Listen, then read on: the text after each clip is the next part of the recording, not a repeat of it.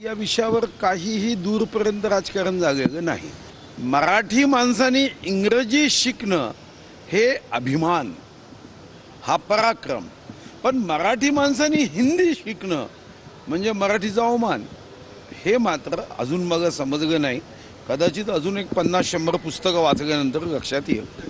चांगली गोष्ट, आमच्या शुभकामना आहे दोघे भावांनी एकत्र यावं, एकत्र राहावं, आवश्यक असेल दोन पक्षाचा एक पक्ष करावा। त्या विरुद्ध अतिक्रमण करण्याचा साम्राज्य राज्यकर्ते जे प्रयत्न करतात त्याच्या विरुद्ध आज हा मोठा जनसमुदाय आलेला आहे। मला वाटतं या ठिकाणी मोठ्या प्रमाणामध्ये प्रतिक्रिया आहे आणि ह्याच्यामुळे मराठी आणि महाराष्ट्रातल्या जो मराठी म्हणजे जो महाराष्ट्रात मराठी बोलतो तो मराठी आहे, मराठा नाही आहे, ही आमची भूमिका आहे आणि त्याच्यामुळे त्या पद्धतीचं हे दोन भाऊ एकत्र येत आहेत। महाराष्ट्रात पुढील नांदी कशी असेल तुम्हाला काय वाटतं? महाराष्ट्रात चांगली नांदी होईल, पण आजचा विषय तो नाही आहे। आज आम्ही त्याच्यावर काय बोलणार नाही आहे, पण दोन्ही भावांचं मी स्वागत आधीच केलेलं आहे ज्या वेळेला ही चर्चा सुरू झाली ती, आणि दोन भाऊ 100% एकत्र राहणार आहेत आणि त्याच्यावरची प्रतिक्रिया होईल ती आजच्या मेळाव्यानंतर कळेल। त्याच्यावर विकास आघाडीमध्ये तुम्ही देखील आहात आणि एकूणच मागील काही जर का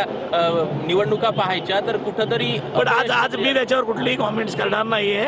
आज आपण मराठीसाठी आलेलो आहोत आणि हिंदीची जी सक्ती करतात ते चुकीचं आहे। हिंदीला आमचा विरोध नाही आहे, पण हिंदीमध्ये ते सक्ती करून या ठिकाणी वेगळी भूमिका होते।